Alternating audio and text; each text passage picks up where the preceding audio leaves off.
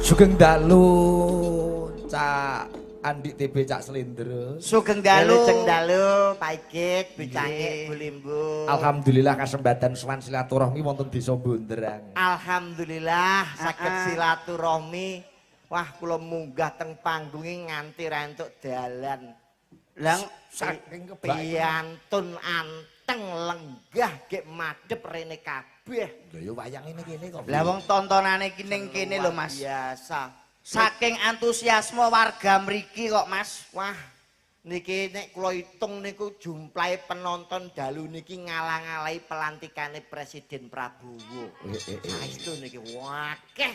Bakul niku 2 kilo keng mriki. Macete ya Mas ya. Macet total napa malih niki mboten baen-baen. Piye Mas? Pun tenggani kalian Mbah Camat Sawo. Nggih. Pak Muhammad Soleh. Sarjana hukum. Wah Pak kapan Pak nganggap wayang mosok kalah karo Lurah Bondrang sampeane. Nek Pak Camat iki jane gampang nek wayang nang telepon Mbah Lah. Lurah. Urunan sak jutanan. Urunan ayo lurah-lurah urunan. Wis dadi niku Dadi mosok jenengan dugi mriki mek ndelok tok sampean.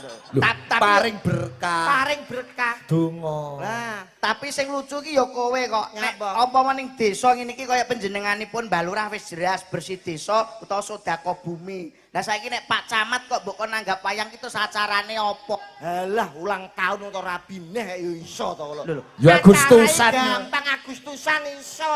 Lho kowe ora ngerti dengan adanya pemerintah evensi anggaran iki le golek dana iki lho kondi. Asmane wae Pak Nyuwun sewu Bapak Muhammad Soleh. Soleh. So niku sedekah, Leh. leh iku aja nganti weleh. Sedekah iku aja nganti Waleh. waleh. Ben apa? Ben entuk barokah Gusti Allah, somben sapa ngerti bar dadi camat, dadi hansip. Kok malah melorot? Bupati. Bupati nek camat ki sak duwe Gitu, bupati. Pak Soleh. Pak Soleh jadi piye, Pak? Lah iki kok kowe panjenengane ora ngerti Pak Soleh ki piantune sing ngendi ora ngerti. Lah kowe. niku lho sampinge sing gawe baju kuning batik. Lho, barang loro aja nganti diutik-utik tegese batik. Ya kuwi tumindak mungkar lan nafsu. Kuwi nek batik Nggih, barang loro. aja nganti diutik-utik. Lah nek Pak Mbah Lurah nganggo ireng. Ireng niku tegese iri dengki ora pareng. Lah kok sinden-sinden ki ngangge biru. Bisa rukun, aja nganti tukaran tukar padu mundak memecah belah persatuan. Iki kok abang iki, Abang. kelire iki abang. Abang niku tegese aku bangga menjadi warga Bondrang awit dina iku kelakon nganane bersih desa kanthi nanggap wayang dalangipun Pak Sigit Arianto.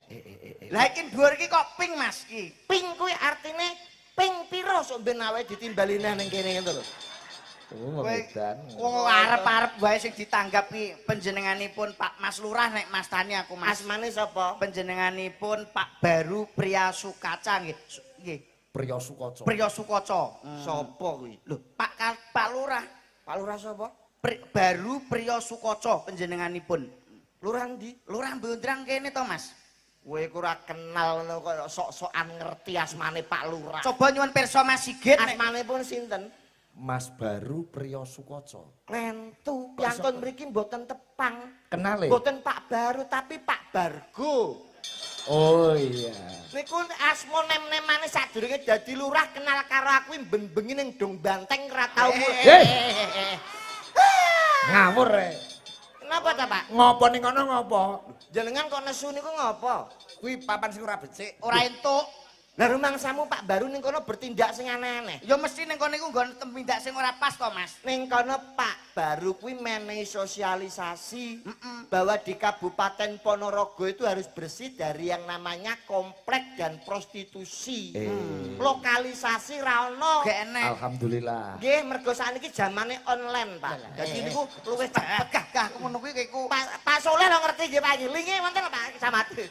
Pak Soleh panjenenganipun wis ora kaya ngono kuwi wis menep atine menep penggalihe piye nata desa neta Kabupaten Ponorogo supaya guyub rukun. Sing spesial setunggal, Mas. Apa? Dalu niki bersih desa Bondrang. Niku manggon teng tengahe desa. Loh, kok iso? Loh, Ini lapangan voli. Lapangan poli lho, tapi niki tengah, Mas. Ngono ya? Nggih, dusune tengah. Oh. Mergi napa Bondrang niku terdiri dari 4 dusun, 8 RW, 8 RW, 16 RT, jumlah penduduknya 1749, rondone 124. Kowe kok apal? Apal kula niki. Sik to kowe bola-bali nek mesti nek ndagel munggah panggung kok sing mbok matke kok rondo. Mergo iki daerah TKI, Mas, Yo TKI. yo ning tapi yen ora kaya ngono kuwi ketoke kowe kok kedasia karo rondo to, Mas. Aja gawe gelaning atine rondo, nek rondo mbok dasia atine lara. Yen kowe gak trima mbok ya dititipne ning bale desa. Ben dipangan kami tuwa. Lah, kami tuwa sapa? Kami tuwa koko. Iki kok Juragan melon ngluweng, Pak. Ngono. Nggih, kami cukup tuwa luweng koko. menika. Kowe apal kaya iku wis sering Sering tak dolan Lah, iki. mriki niku wonten kami tuwa sing tumindake niku lurus. gak tau menggak-menggok, Kami Mas. tuwa liyane sek menggok-menggok tumindake selek niki enten, Pak. Kami Sopo, tuwa Mas? kene lurus. Kami tuwa adib. Wah, tiyantune meneng dijak ngombe ya moh, dijak ngonoan ya moh, pokoke dia tumindak lurus. Justru seorang pemimpin yang patut kita contoh, patut kita apresiasi kaya panjenenganipun kuwi, Mas. Kowe ora ngerti to? Apa? Nyuwun sewu Pak Igit. Piye? Nek Pak Lurah ngendika kalih perangkat desa. Pak Lurah kare Pak Bayan niku nek dimirengke niku seenak. Bisa enak. Yan, nggih Pak Lurah. Kabare warga piye sae Pak Lurah? Tasik sae. Penak cocok. Lurah karo Carek ya ngono seenak. Rek, nggih Pak Lurah. Piye kabare administrasi? Lancar, Pak. Sing mboten enak dirungokne perangkat desa niku nek kami tuwa petuk Carek. Kok iso ora penak? Umpami piye? saking akrabe kan ora usah nyeluk Pak wong kanca. Kanca Iya. bedina ning Kowe kantor, Carek Agus, aku kami tuwa koko. kami tuwa karo Carik. Cari Agus tapi tuwek lho wong. Sik to. Sik. Iki upama Oh iki ya lho. upama. Aku Upami Pak. Upama, iki, upama. Pak Igit, aku Carik. Agus, kowe Carek, aku kami Kami tuwa. tuwa. Iki dirungokno omongane Upama ora enak. omongan ya kiku. Upama tak takoki. Piye? Rek, Ana apa? Wo. arep ning ndi, Rek? Nonton wayang ning Bondrang, wo. Numpak apa, Rek? Ya numpak sepeda motor, wo. Sepeda motor apa, Rek? Suzuki, wo. Lho, ora enak, Pak. Susu tengen ora enak to. Jarap ora penak. Lah jare kowe saiki takon aku. Wo, wo. Apa, Rek? Arep ning ndi, wo? Arep nonton wayang, Rek? Rene numpak motor to, wo. Numpak motor, Rek? Motor apa, wo? Suzuki, Rek. Lho, ora enak, Mas. Jadi Pak Daru si benjing Carek kali kami tua ojo entuk omong-omongan. Ora enak belas dirungokno. Lah terus lene nata desa piye kok gak entuk omong-omongan iku lho, Mas? Ana Pak Joko Bayi kuwi lho. Joko Boyo, iki lek ngomong, kowe ku mang wis ngomong pisanan wis kleru lho. Arep ngarani mungkar lan napa nangkir kleru mungkar lan nafsu niki wau lho Pak Igit. Wong lek Ajate bersih desa. leres Mas, wah luar biasa piantun mriki nggih Pak Igit 3 hari berturut-turut. Kalau ben menika wonten gajah-gajahan, Betul. reokan, terus sak menika dipun wonten Wingi istighosah. istighosah bengi iki wayang Wayangan. kulit. Termasuk syukur marang Gusti Allah Subhanahu wa taala menika kula damelke pantun Pak Igit. Wah, cocok. Coba kaya ngapa?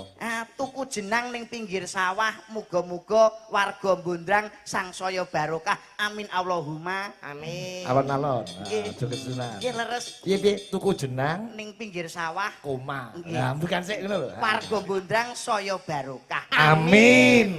Nandur brambang ning pinggir sumur. Warga Bondrang panjang umur. Nah, wena. Oh, kene melok parian ora kowe pantun. Klungsu-klungsu iki nek melok udu. Kebaya biru pinggire genteng apa kuwi Pak Baru kula rokoke dereng. Lah. Sik to iki Kowe ora kena ngono kuwi, Be. Lah nyapa lho? dagelan kok ngemis nggih Mas. Jangan ngemis. Saru. Nyuwun sewu. Kowe arep njaluk rokok pirang bungkus?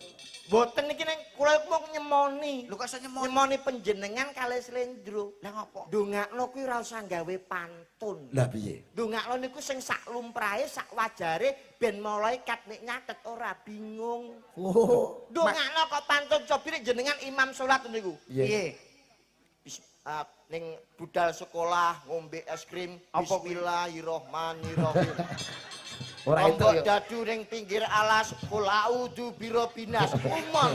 Donga ora usah pantun. Dadi ora entuk nganggo pantun. Langsung wae donga kok dipantun. Kul tuku dadu ning pinggir alas kul a'udzu birobinas. Malaikat iki bingung iki jane apa to lho. Oh iya.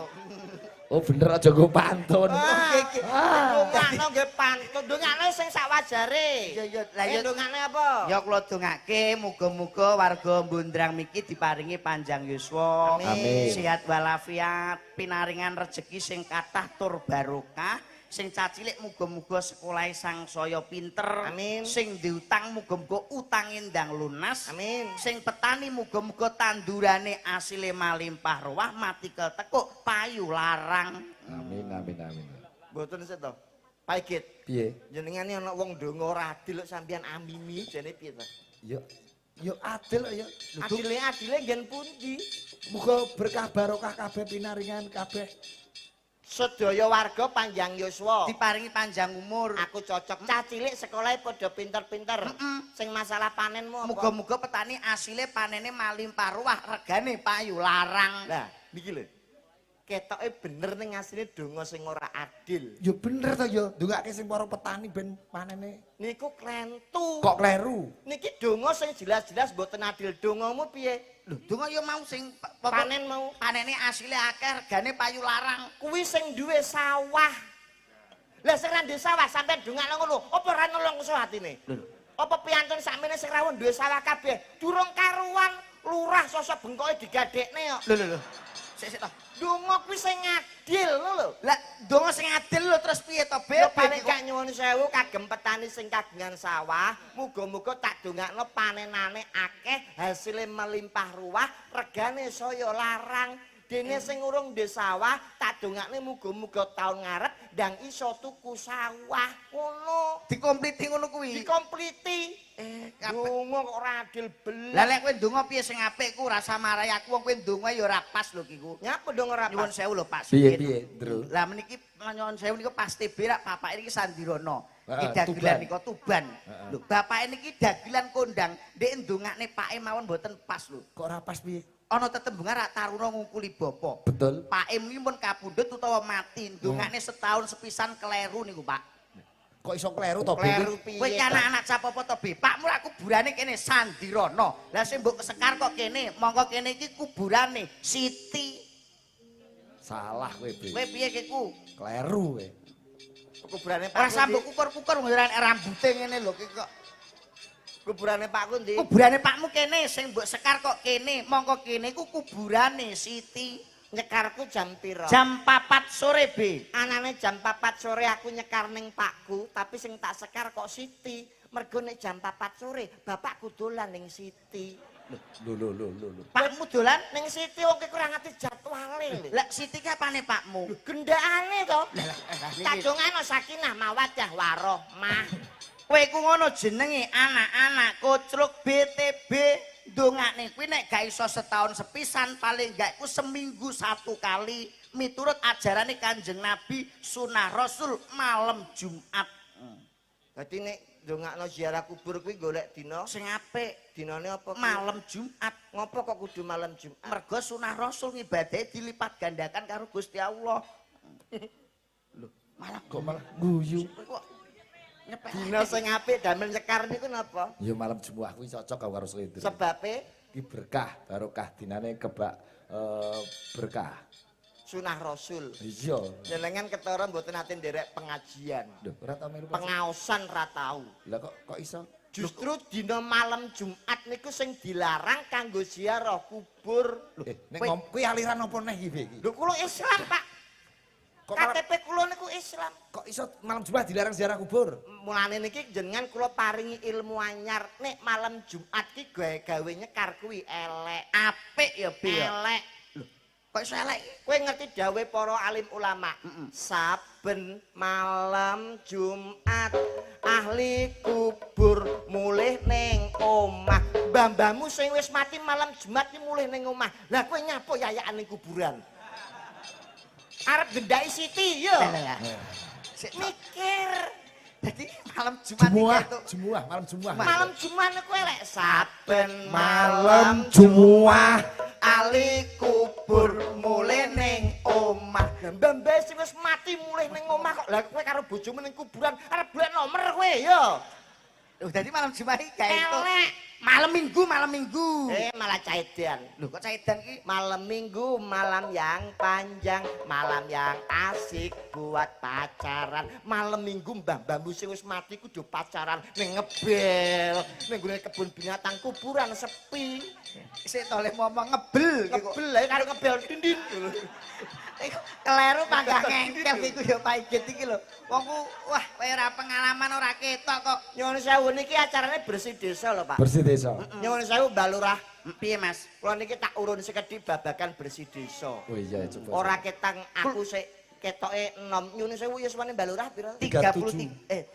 37 apa 33 apa Pak? 37. Oh 37. Wah, kok ora ketok Pak nggih? Piye Mas? Koyok ya suwane sik 36 ngono lho, Mas. Kacek ayo sithik. Kacek setahun ya kok ya bebe kok. Setahun ora tanggapan ya bosok ngono kok. Oh, iya. Nyuwun sewu babagan bersih desa. Bersih Iya. desa iku apa Mas? Kenging napa desa niku wargane kok kudu nganakne bersih desa niku sebabe napa Pak Igit? Ngunjukke rasa syukur ana ngarsane Gusti Allah.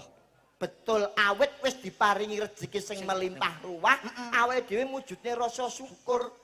Mergi ke jenengan nate mikir mboten? Apa? Awake dhewe niku menungso diparingi pikiran sing jangkep, awak sing jangkep diparingi nyawa. Ning nate mikir mboten, kenapa menungso niku kok dikei sirah siji kuping loro, mata loro irung siji, tangan loro awak siji. Sebabe napa? Lho, ya kodrate kok kono Ustaz Be. Lah Kersane Allah pisan. lah sampeyan iki Bener ngendikane Pak Sigit to, Be? cah cilik ya ngerti nek kowe kodrat menungso ya jangkepe ngono kuwi. Menungso iki diwenehi kuping loro, mripat loro, sirah siji, irung siji, cangkem siji, pundak loro, tangan loro. Lah nek menungso kok diwenehi tangan papat terus piye? Lah kaya Betara Guru. Numpak kebuan tangin. Andini. Kuwi Andini.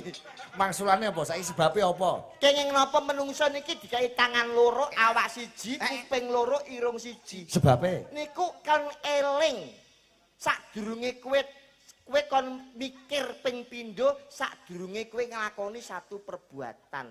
Ben ora ana klerune. mikir dua kali sebelum kamu melakukan satu perbuatan. Niku. Lah, mergi napa menungso niku dilarake wonten ing alam donya lewat ibu ingkang sampun ngandhut nawa candra dasa muka.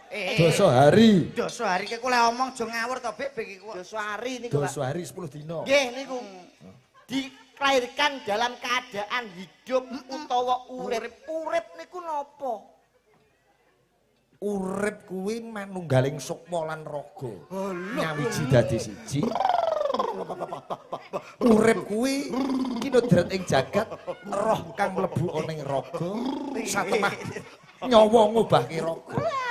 Uripku mlebu metune ambekan, Be. Kabeh yo ngerti nek urip mlebu metune ambekan catekat takon yo mesti jawab ngono. Lho, lah saiki nek urip kuwi apa? Dalang niku mudal piwulang. Tegese babagan Jawa niku kudu ngerti napa meneh urip niki paringane Gusti. Gusti sapa? Gusti Benowo. Gusti Allah. Gusti Allah. Gak aku nek omong ngono ki kowe iki. Dadi urip niku napa to? Yen Urip apa? jenengan pengen ngerti tegese urip, jenengan kudu goleki ana ngendi dununging kayugung susuing angin banyu perwitasari sangkan paraning dumadi kiblat papat lima Pandhawa. Sangerep ku yo limo Pandhawa 5. Niki pancen golek kesalahan jenengan kok Mas niki. Sak ngertine ya 5 pancel. 5 Pandhawa. Sangerep ku 5 pancel. Lah niku nek niku wayang 5 niku Pandhawa kok pancel. Sesuk tak ora-orae catetanku. Lah Kiblat papat 5 Pandhawa. Nah, betul. Urip niku nek jenengan pengen ngerti artine urip kedah ngaji. Nate ngaji mboten? Ya ngaji. Lho ki Huruf Gus lho, Mas. Wijaya, Iya. Alibata enek bro. Enek 30 komplit sak. Lam jalalah.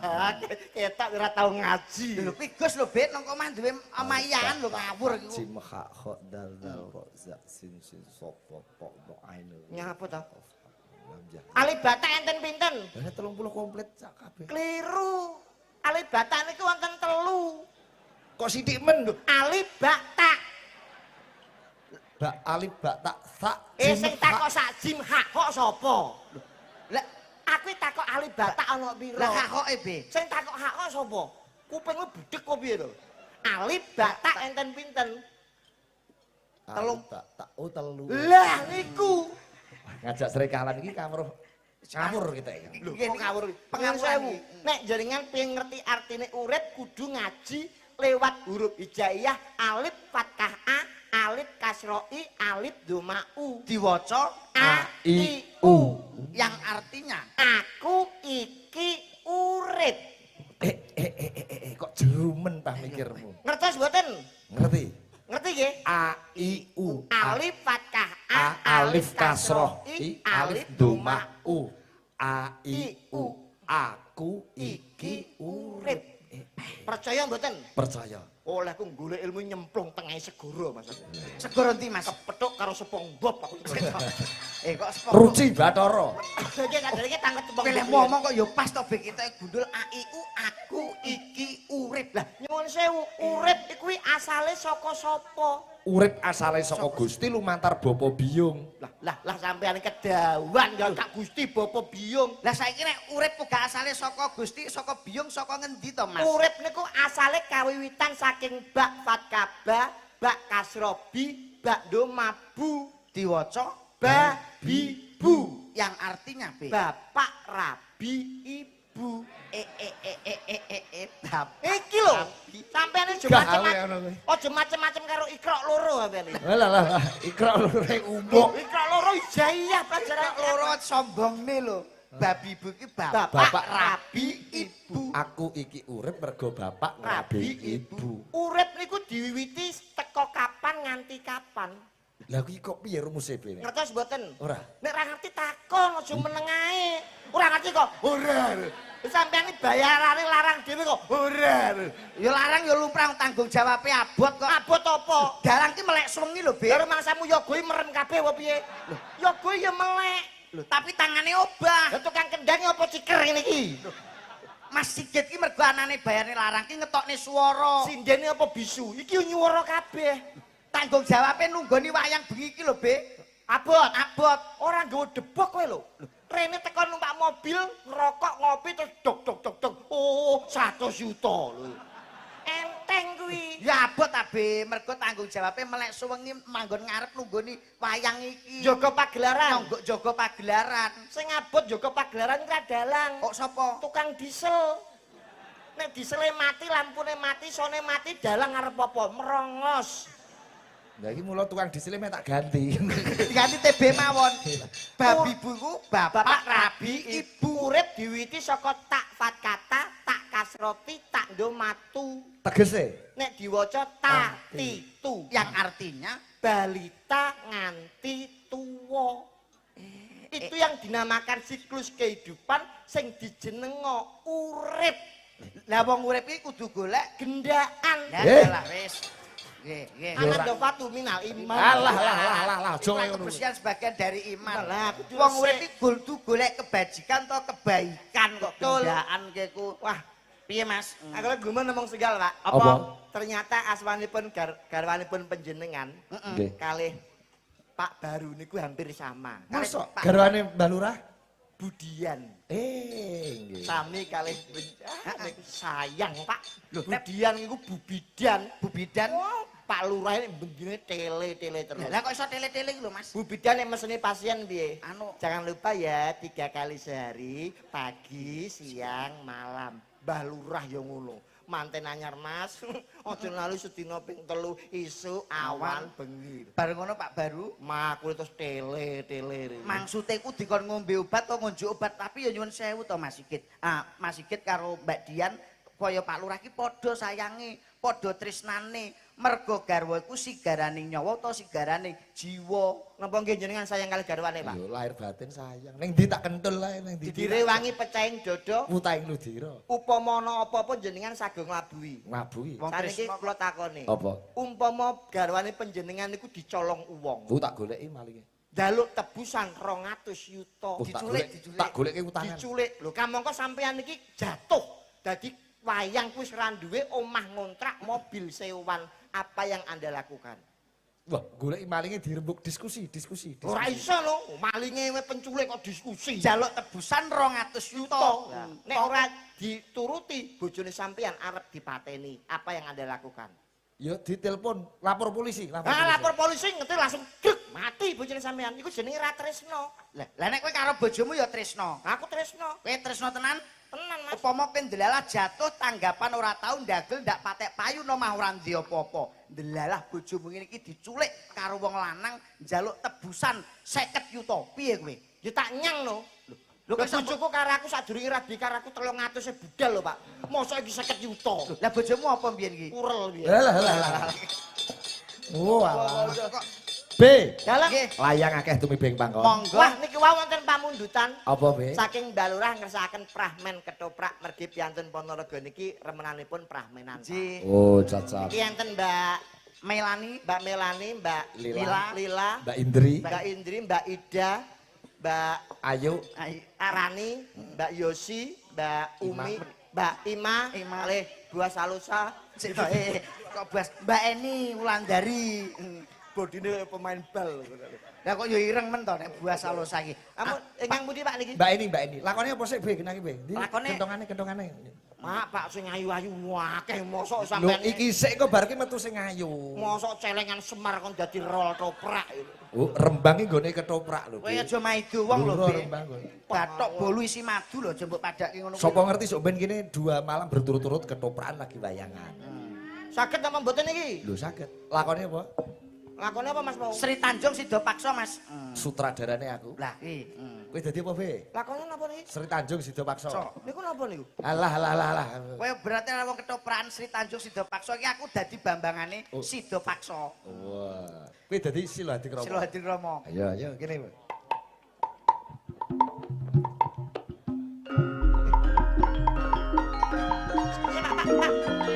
Niki lakone pripun? Kowe dadi Adipati Silo Hadi Kromo. Arep tresnani bojoku Sri Tanjung. bergonjak karo. Oh aku kok iku gondak bojomu. Iya. Ngatek. Ora ngomong ket mau nih. Wagek dar kok, Bu. Iki ngene, lakone Sri Tanjung Sido Pakso.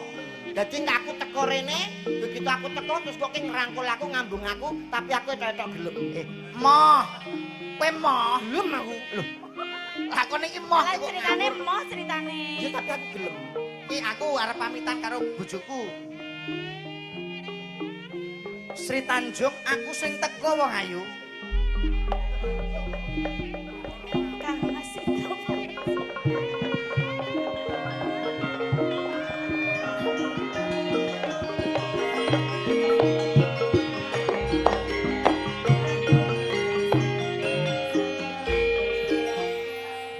Dos pundi Pak menika?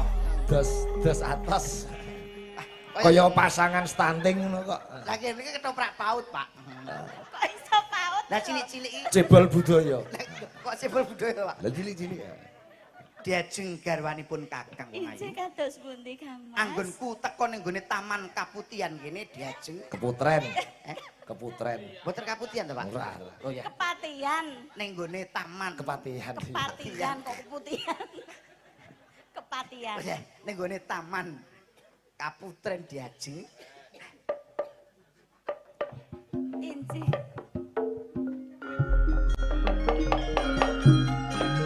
Lagi wae marak suwan gone Gustiku, aku supaya ngupadi tumbaling praja kanggo kawulaku Sri Tanjung. Panjenengan pun utus Kanjeng Adipati. Mula sliramu ning omah wae, aku tak ngupadi tumbaling praja ya Sri Tanjung. Kanjeng Kang Mas. Aku njaluk pamit. Aku dongake muga-muga anggonku pados tumbaling praja ora ana alangan sawiji apa-apa. Mugi panjenengan lir ing sami kali Kang Mas. Ingkang atos-atos Kang Mas. Aku tak budal sik ya Sri Tanjung. Kok kaya apa budal sekolah lho Lek. Aku taat karo bojoku kok. Aku tak budal sik ya Sri Tanjung. Inci. Aku njaluk dongane wong ayu. Inggih Kang Mas.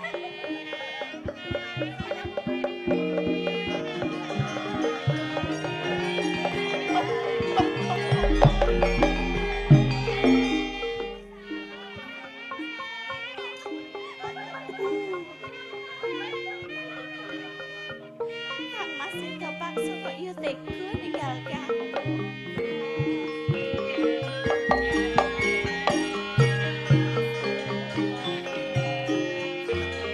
Iki dadi apa, Be?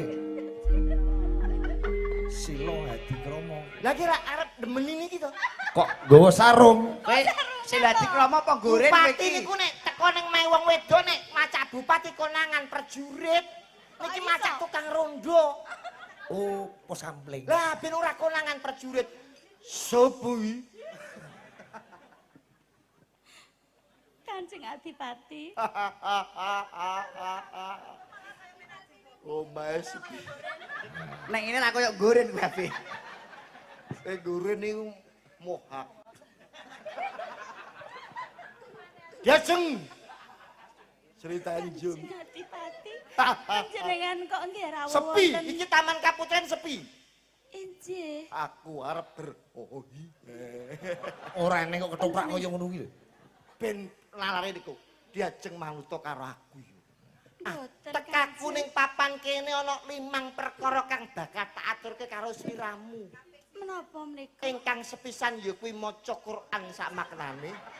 Dene Kaping kang kalih. wong kang soleh kumpulana. Kuwi to Buati. Niki ketoke ben kaya alim bupati. Iya. Diajeng Injih kan. sepet-sepet saune. Apa kuwi? Empet ora betah. Balung pakil tiut-tiut. Bocah kok manis. Enggak aku.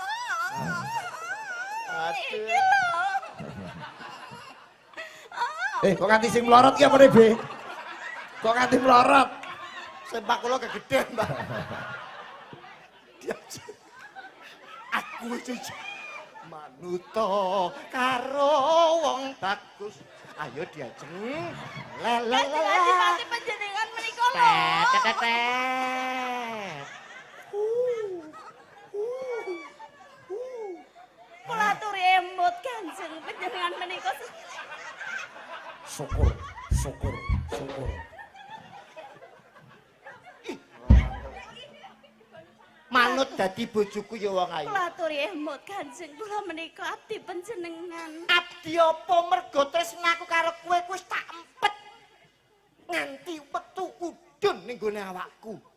Nanging kula menika garwa patih panjenengan. Halah ora apa-apa wis to. Manut aku penak-penak. Boten. Pelok Mas, pelok Mas.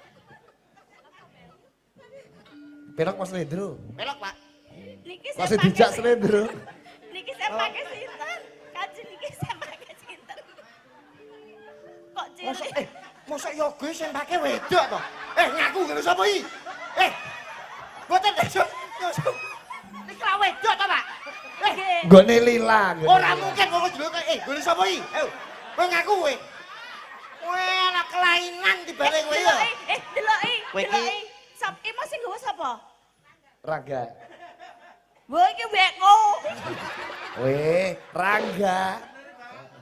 Wekmu. Wekku. Mosok cowilak ngawapret kowe. Mbok yo mburi dikeki gambar reok dadi mlaku to. Terus pelak, Pak. Tresnak.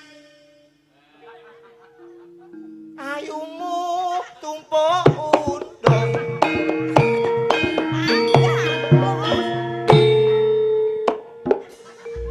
Manut. Kanjeng Adipati kula aturi emut. Syukur Ra iso ngadeg. Jare jogelem. Dikandani iki. Barno. Mulane rasa kaken polah kuwi asam urat temu matneh lho. Kekonci sikilku manut ya wong ayu. Mboten. Kowe njaluk apa bakal tak turuti. Apa kowe njaluk mas-masan, Mboten. Mas Picis Raja Brana bakal tak tumplek-blek waton kowe dadi bojoku. Aja kuwatir wedune lintang rembulan bakal tak sorokne karo kowe yen to kowe gelem labuh terus karo aku kula apa dadi ati karo kowe. Nganggo kumah. Be. Tek ambekane. Napas. Nek gandrung ki nganggo ambekan. Omongan iki alon-alon. Pun Mbak.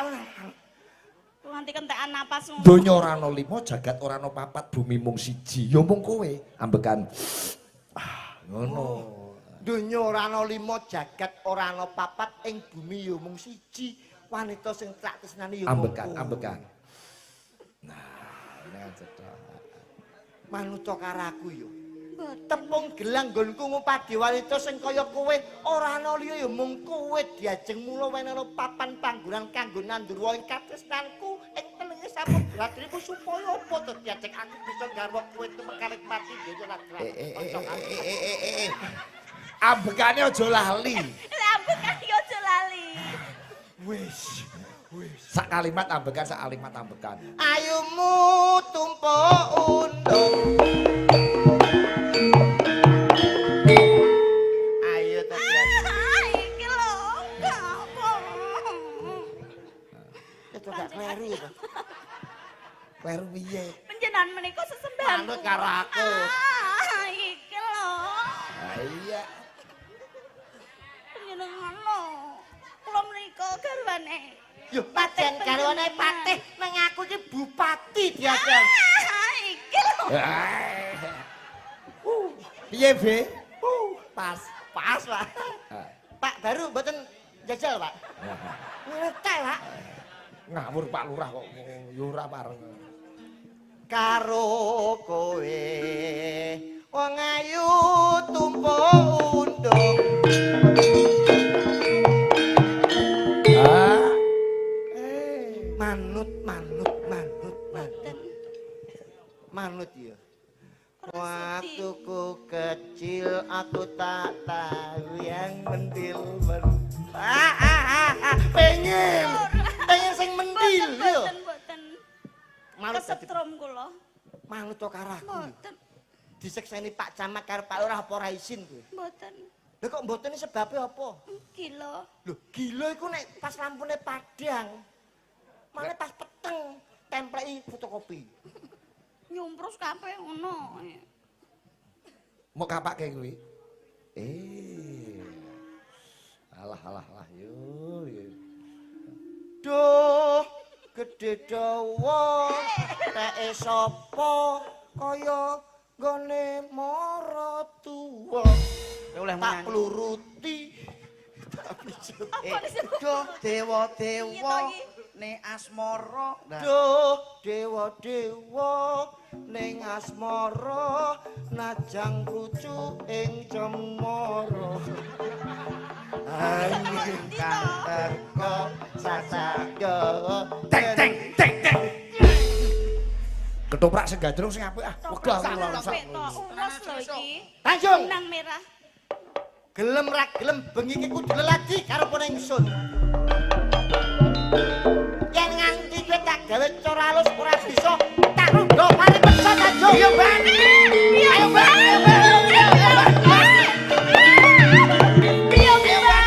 Tolong anakku. Modar. Iki sapa iki? Iki lho dapo apa kowe iku? Syukur gak melu-melu. Iki lho lakone apa iki? Lah belani Gusti Putrine. Kowe iki ngerti to? Gusti Putri ora sak klamben, apa ndak klamben barang. Pak Baru. Laku-lakuku ketok. Lho iki lakone apa iki? Gusti Putri panjenengan boten menapa-menapa to. Piyong ban aku mau dirutupari paksa karo. Menika lu anyang-anyang pancen lancang kowe ya kowe kurang ajar kowe ya. He. Rabimu piye? Karepmu piye? Kowe kok kurang ajar karo ndaraku? He? Semuanya kamu ya. Kok cerewet. Masa Sila Dikromo dilucuti pakaiane. Lah iki bendarane aku sakne to biombane to lamun. Kowe timbang jalan pengadilan.